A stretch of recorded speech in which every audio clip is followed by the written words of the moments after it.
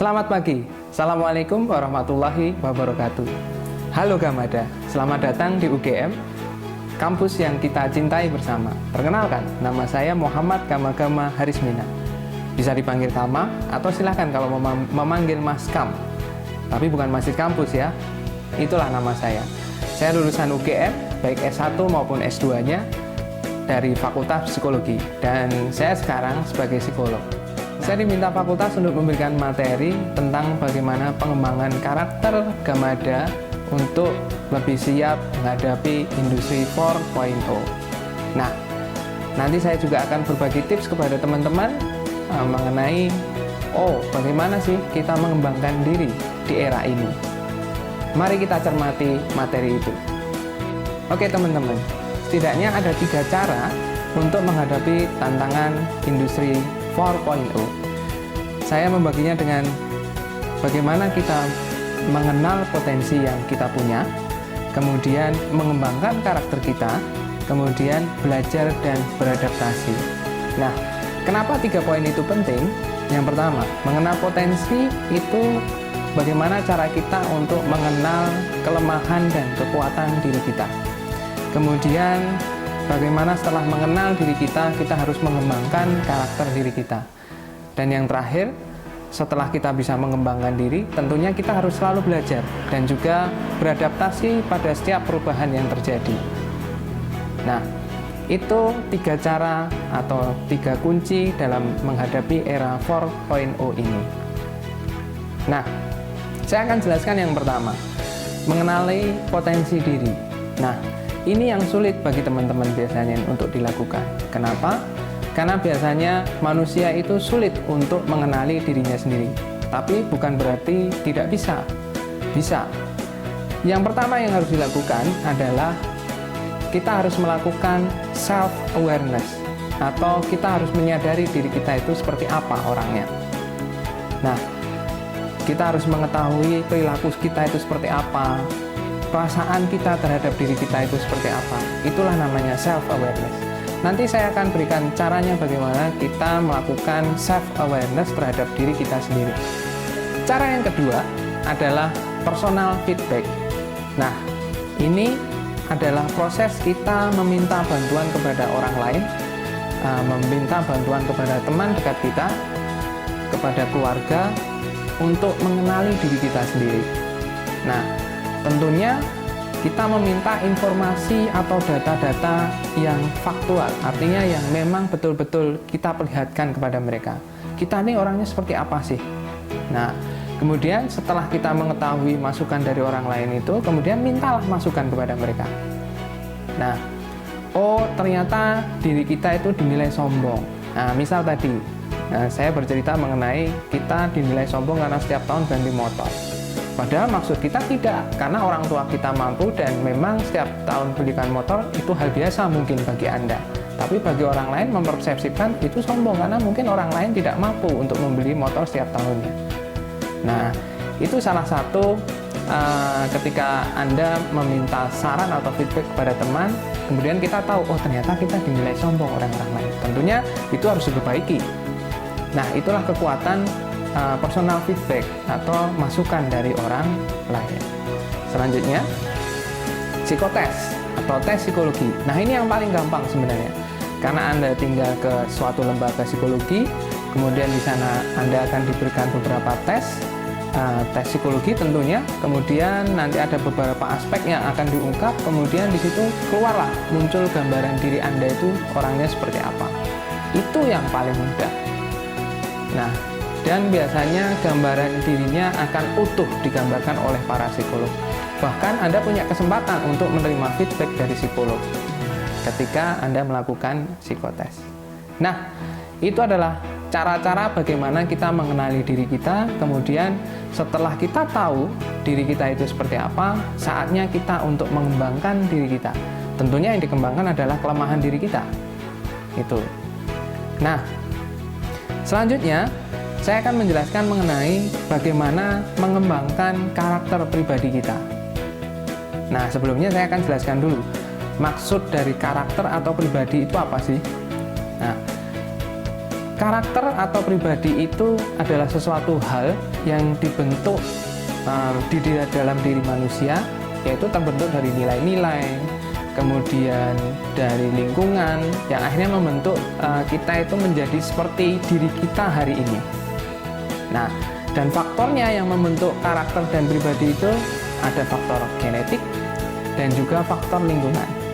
Kepribadian manusia terbentuk dari 30% genetika dan 70% faktor dari lingkungan. Faktor lingkungan ini menurut saya sangat berpengaruh. Kenapa? Karena manusia itu adalah makhluk sosial. Dan kalau ingin membuktikan faktor lingkungan ini sangat berpengaruh, mari kita lihat video berikut ini.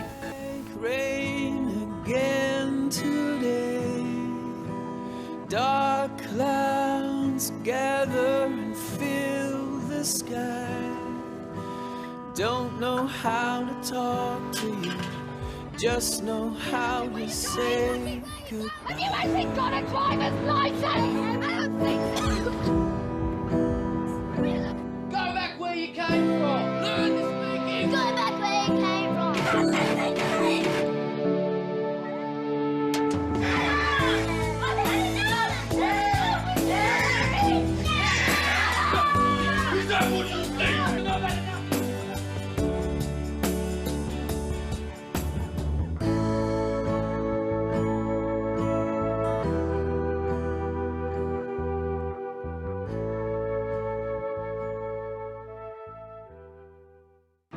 Bagaimana videonya? Bagaimana pendapat Gamada?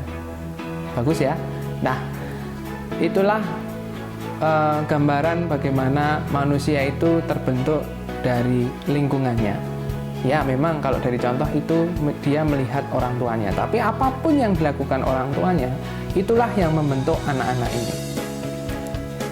Dan banyak psikolog yang berpendapat bahwa kepribadian itu tidak bisa dirubah. Tapi kalau saya tidak.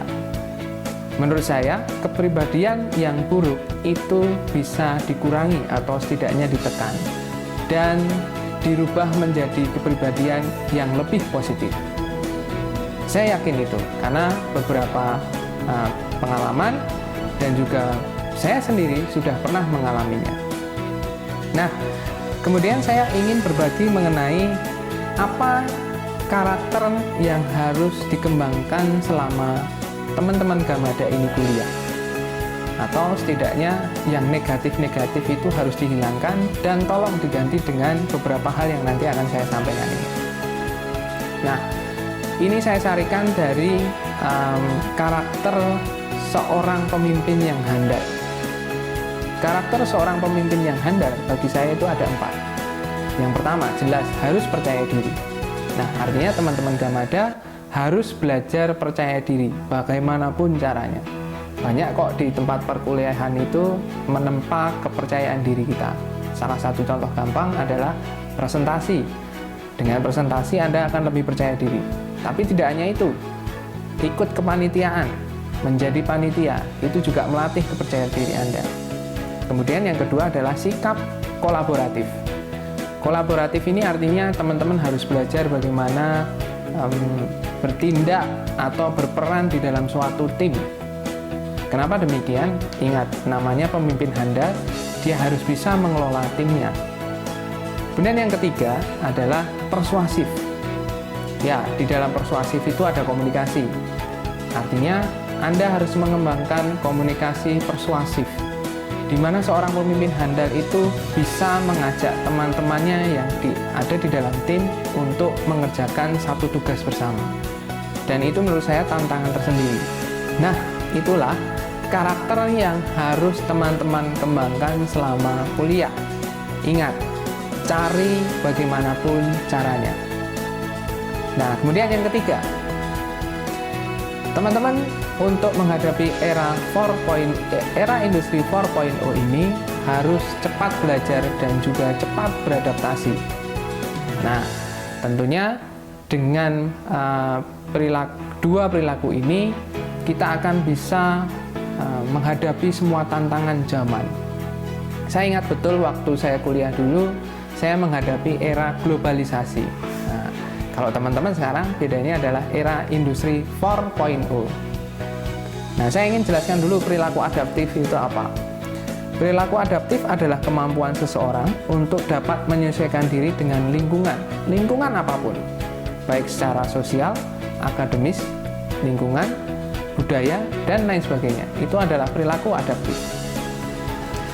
Nah, lalu bagaimana caranya menjadi mahasiswa yang adaptif? Menjadi mahasiswa yang adaptif adalah bagaimana kita membangun pola pikir atau paradigma berpikir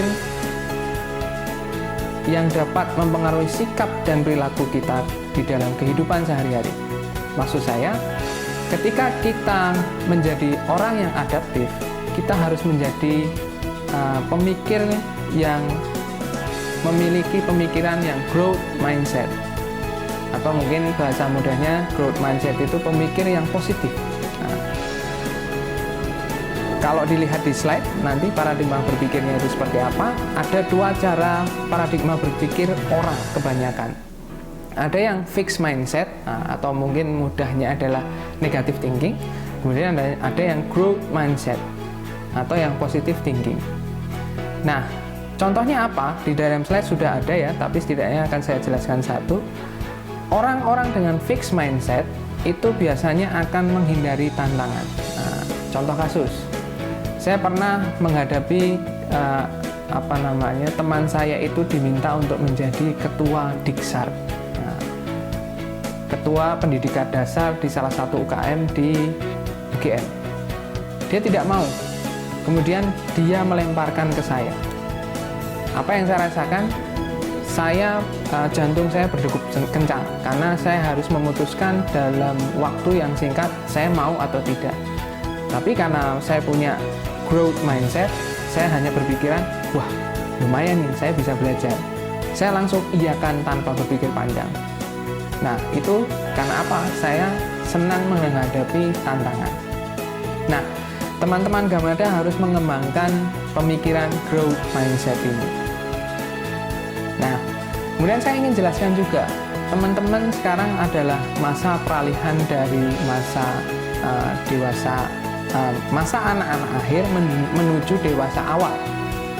Nah, orang dewasa itu cara belajarnya beda dengan anak-anak. Kalau anak-anak zaman dulu harus menghafal dan lain sebagainya. Tapi kita orang dewasa itu tidak. Kita orang dewasa belajar dengan pengalaman. Nah, circle-nya bagaimana atau lingkarannya bagaimana, di slide sudah ada. Di situ dijelaskan bagaimana orang dewasa itu selalu belajar dari apa yang dia lihat atau apa yang dia pelajari. Setelah dia pelajari, misal teman-teman baca buku tentang motivasi, keren ya. Kemudian teman-teman akan mencoba, gimana ya caranya biar, misal saya berikan contoh, ada seseorang yang membaca mengenai buku berpikir positif. Kemudian di situ ada cara-caranya bagaimana berpikir positif. Kemudian dia lakukan. Kemudian setelah dia lakukan, ternyata berpengaruh ya terhadap diri saya ya. Nah, di situ ada proses refleksi. Nah, setelah proses refleksi, kemudian dia menyimpulkan, ternyata buku berpikir positif ini sangat membantu diri saya untuk lebih berpikir positif. Nah, itulah orang dewasa cara belajarnya. Bukan lagi harus disuruh, bukan lagi harus menghafal dan lain sebagainya. Nah, teman-teman, ingat, di perkuliahan karena teman-teman harus cari pengalaman, silahkan cari pengalaman sebanyak mungkin.